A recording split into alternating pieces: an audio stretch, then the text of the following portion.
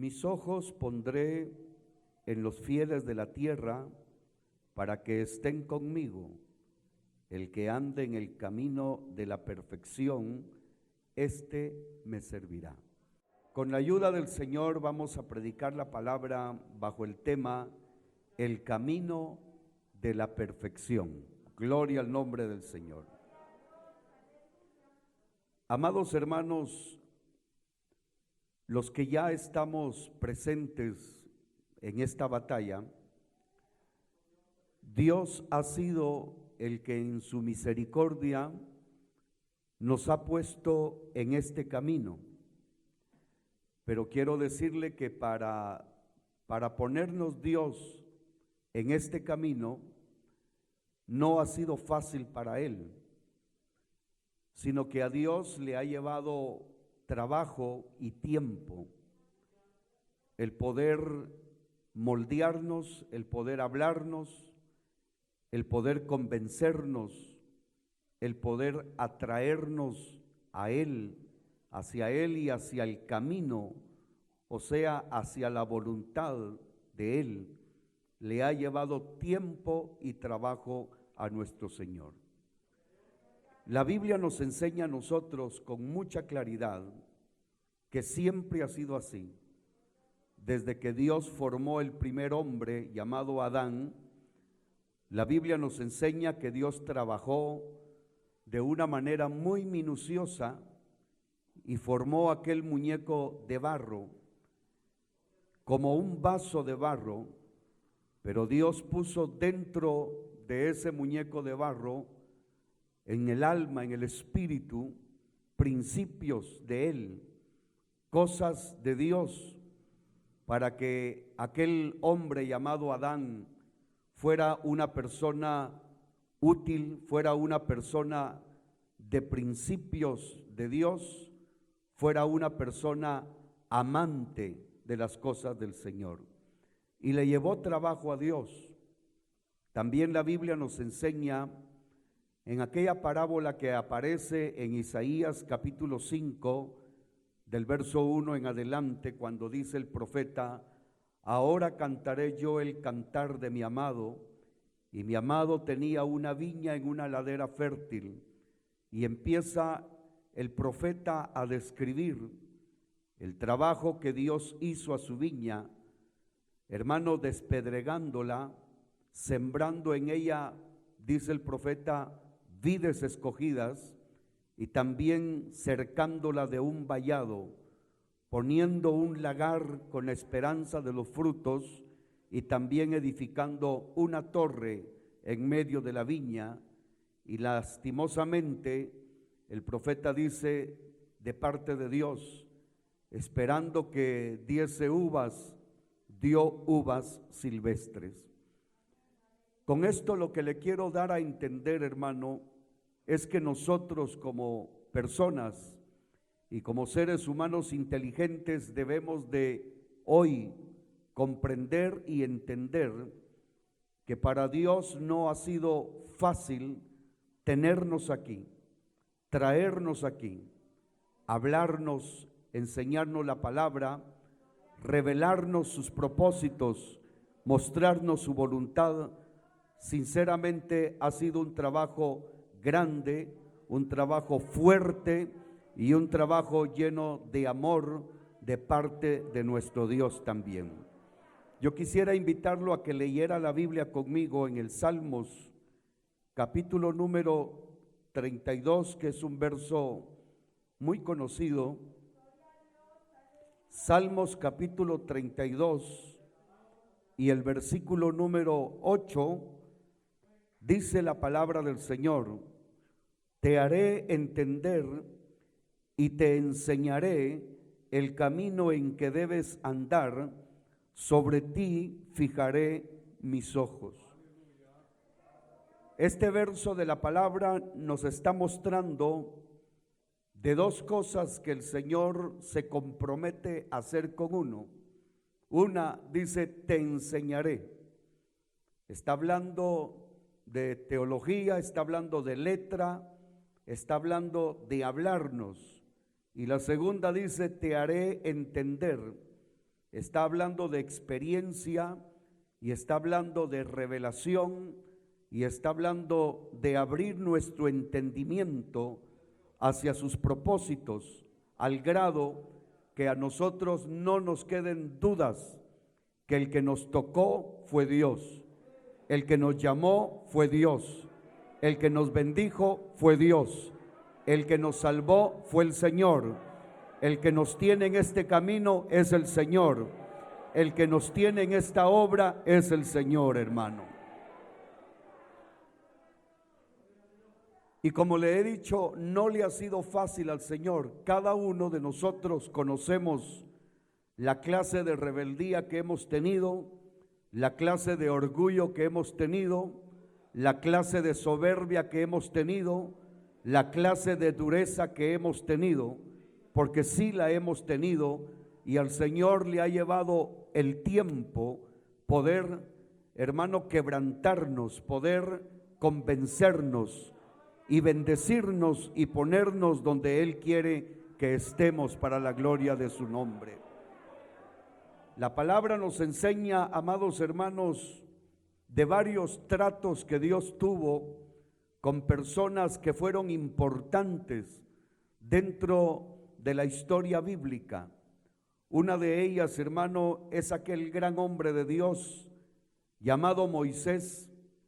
Moisés, que todos conocemos su historia y que es una historia muy convincente, muy ejemplar. Es una historia, hermano, en la cual cada cristiano podemos aprender mucho de las experiencias con Dios.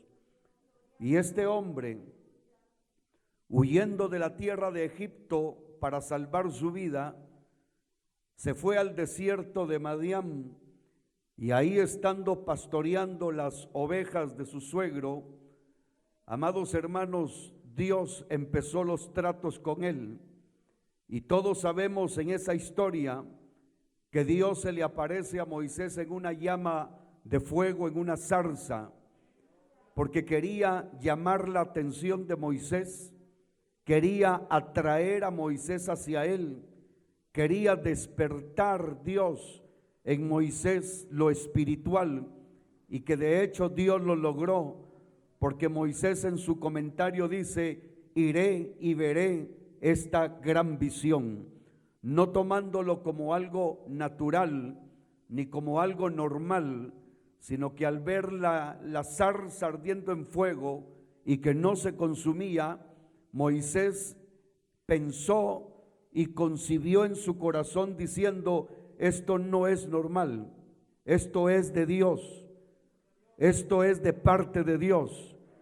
Y qué bueno, hermano, es que Dios logre ese primer paso con cada uno de nosotros, que hoy por hoy nosotros que estamos oyendo la palabra empecemos a comprender y a entender que esta obra que Dios está levantando, remanente escogido, no es del hombre. Esta obra no nació en el corazón del hombre, es una llama que empezó a arder también, y que no ha habido difamación que la pueda apagar, no ha habido guerra que la pueda extinguir, no ha habido ataque maligno que pueda, hermano, apagar esa llama que está encendida.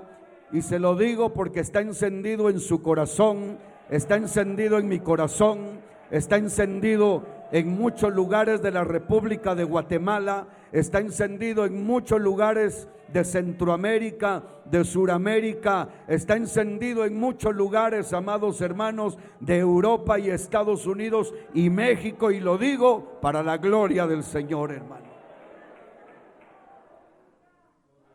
Comprender eso ya es un paso hacia adelante. Iré y veré esa gran visión. Y fue Moisés a ver, amados hermanos, y como usted sabe, Dios le habló desde el fuego, en medio de la zarza. Dios le habló a Moisés: quítate las sandalias, el lugar en que estás parado santo es.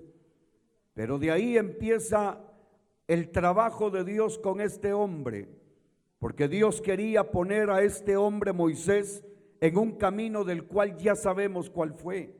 Él no lo sabía.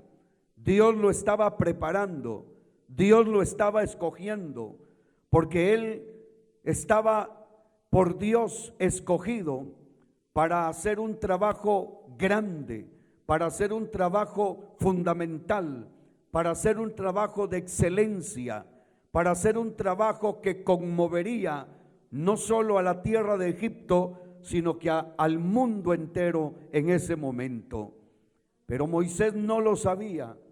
Moisés estaba apegado a su trabajo material, rutinario, que era de cuidar las ovejas de su suegro.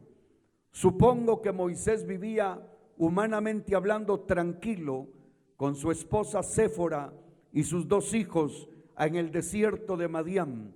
Pero eso es lo bueno de Dios, que Dios interrumpe nuestra vida cotidiana, que Dios se mete en medio de nuestra familia para enseñarnos que nosotros no hemos nacido en esta tierra solo para barrer, solo para trabajar en una empresa. No hemos venido a este mundo solo para pasar nada más por el mundo. Dios quiere enseñarnos y Dios quiere hacernos entender que Él está trabajando con nuestra vida, Él está trabajando con nuestra mente, Él está trabajando con nuestra familia. Amén, a su nombre, gloria. Y gloria a Dios, porque Moisés se inclinó y empezó a oír la voz del Señor, y Dios empezó a hablarle. Y ahí en Éxodo capítulo 3, ya usted lo va a leer despacio en casa, usted puede leer y entender claramente, mis hermanos, cómo a Dios no le fue fácil convencer a aquel hombre llamado Moisés, porque Moisés en ese capítulo 3 y en el capítulo 4 le puso varios peros al Señor. Cuestionó al Señor en varias cosas. Le dijo: no me creerán, me van a tomar como un farsante. ¿Qué le diré yo a la gente? Y también le dijo Dios a Moisés: no puedo hablar igual que el profeta Jeremías, cuando el Señor lo estaba tratando y lo llamó. El profeta le dijo: no sé hablar porque soy niño, no puedo expresarme, dijo Moisés. Son los típicos, hermano, comentarios y excusas que podemos cada uno de nosotros por no entender a qué Dios nos ha llamado, por no comprender para qué Dios nos quiere usar, por no comprender hacia dónde Dios nos quiere llamar o enviar. Y aquel hombre, repito, hablaba con Dios, y Dios, para convencerlo, primero le dio la señal de la zarza ardiendo.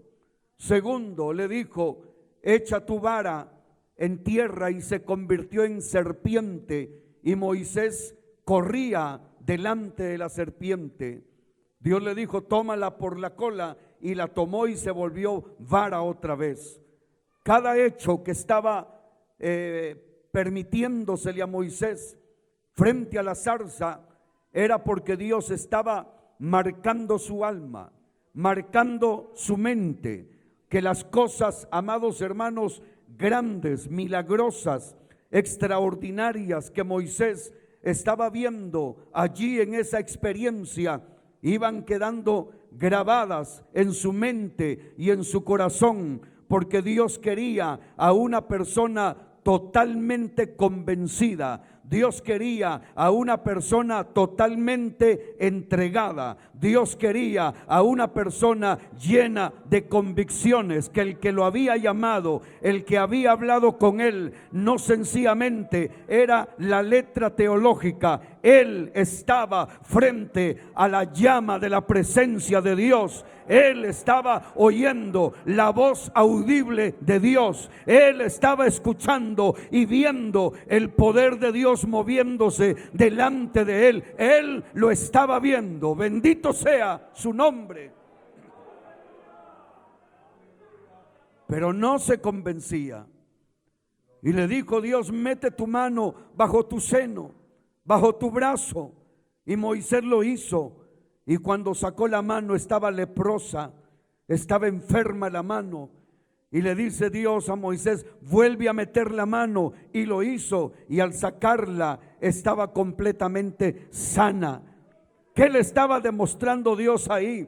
Que no le tuviera miedo a Faraón, que no le tuviera miedo a las vicisitudes de la vida, que no le tuviera miedo a la plaga, que no le tuviera miedo a la enfermedad, que no le tuviera miedo a todo lo que se venía en contra de él o estaba en contra de él, porque el que lo había llamado estaba presente para protegerlo, para guardarlo, para bendecirlo, para tomarlo, para cumplir su propósito en él hasta el día en que Dios lo iba a permitir. Bendito sea el nombre del Señor. Bendito sea el nombre del Señor.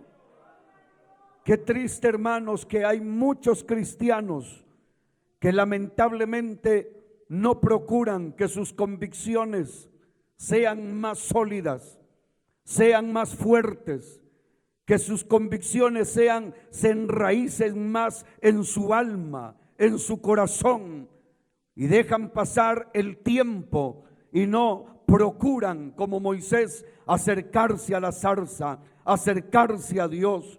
Hay una vigilia, no se acercan. Hay un ayuno, no se acercan. Hay un servicio, no se acercan. Hay una transmisión, no se conectan.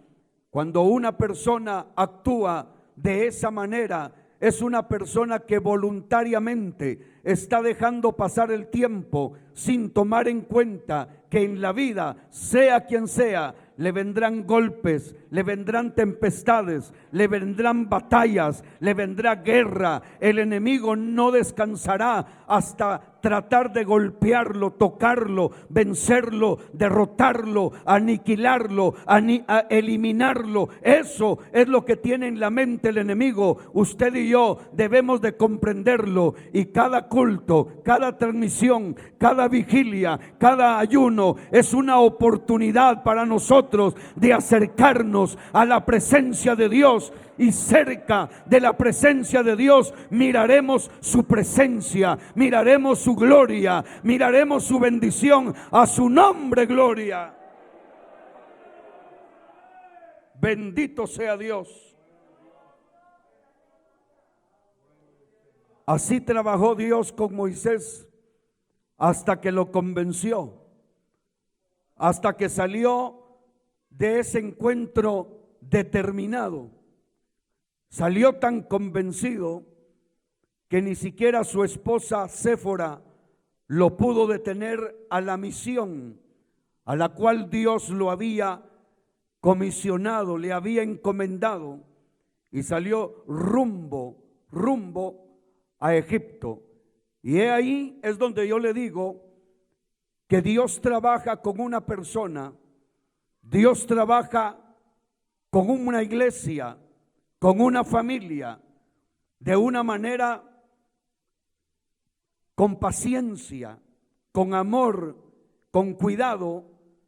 Y lo que más quiere Dios es que cada persona lleguemos a ese momento en el cual ya no existan las dudas, en el cual ya no exista la incertidumbre, ese momento en el cual estamos totalmente convencidos de lo que hemos recibido, de la misión que Dios ha puesto en nuestras manos.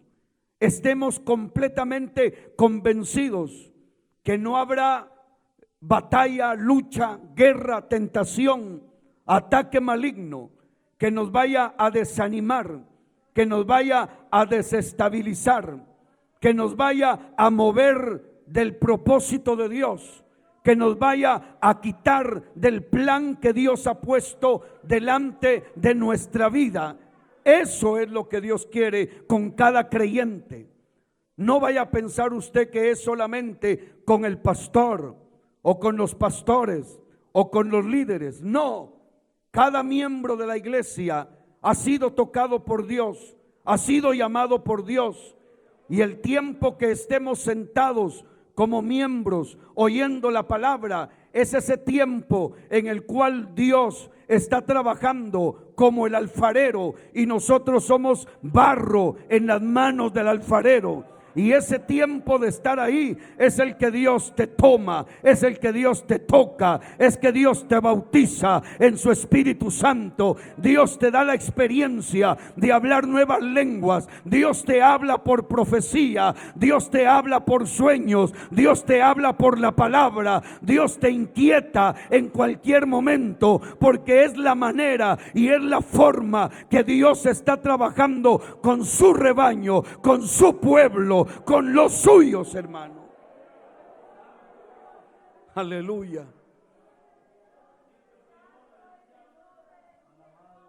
Y por eso le decía al inicio, Dios, cuando ya estamos plenamente convencidos, nos ha puesto en un camino, y que la Biblia le llama el camino de la perfección.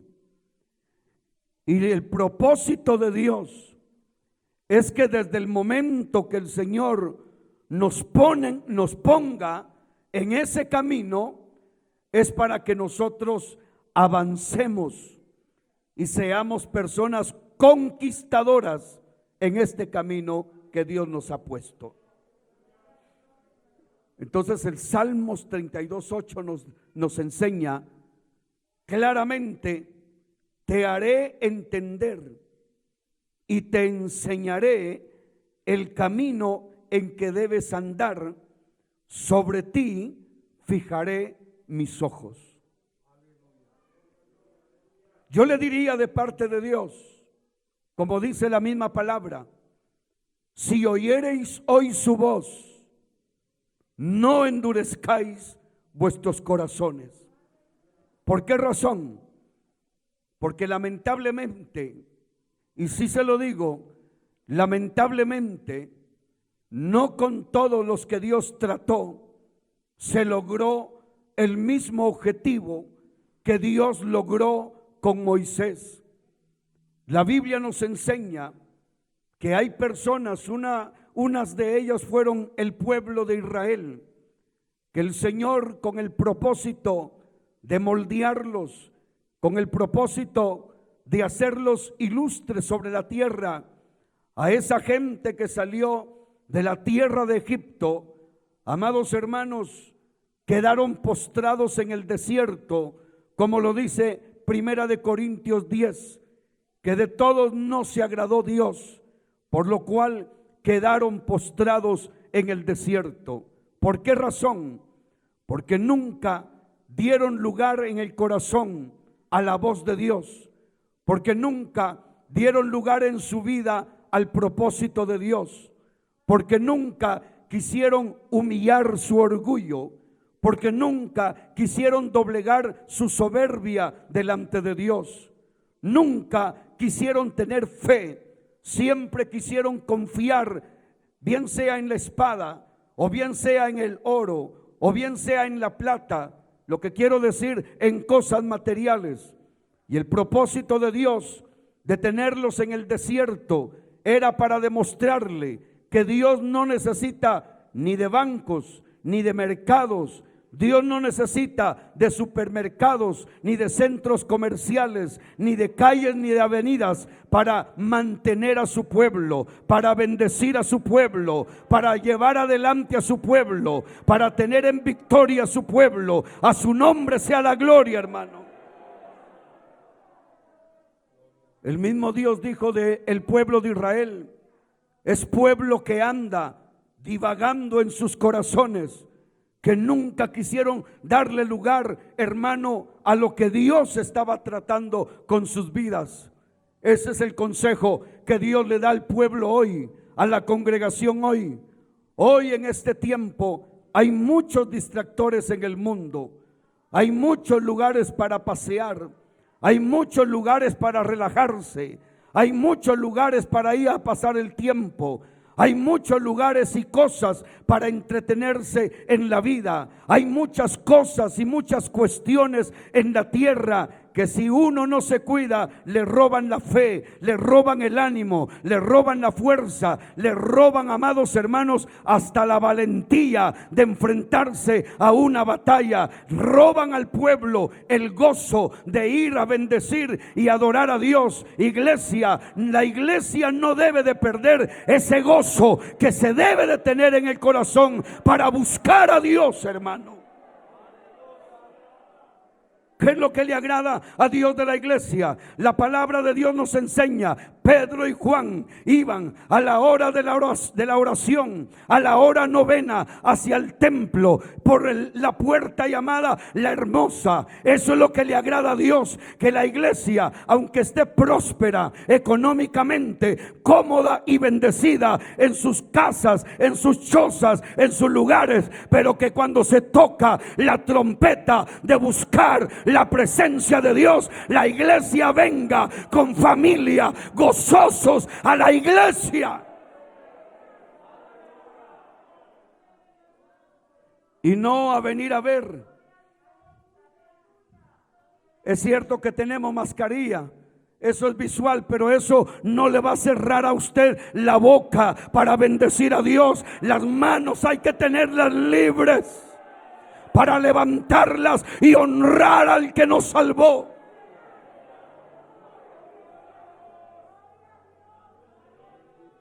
Gloria a Dios para siempre. ¿Qué le agrada a Dios de la iglesia, hermano? Que la iglesia no pierda el gozo, porque hay muchos creyentes que aunque hacen cosas por la obra y para la gloria de Dios, pero perdieron el gozo.